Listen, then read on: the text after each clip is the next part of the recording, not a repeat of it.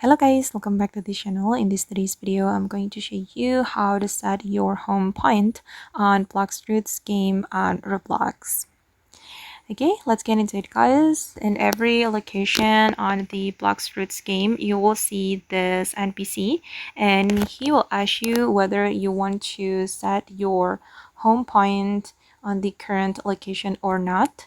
Okay, I got this question. Would you like set your home point here? You can press the home button on you can press the home button from any save zone to return here.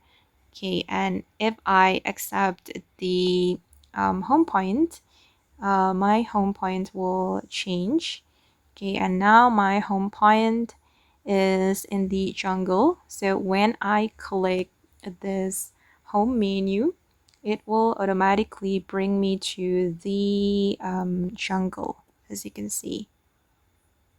Okay, and you will automatically teleport to the home point.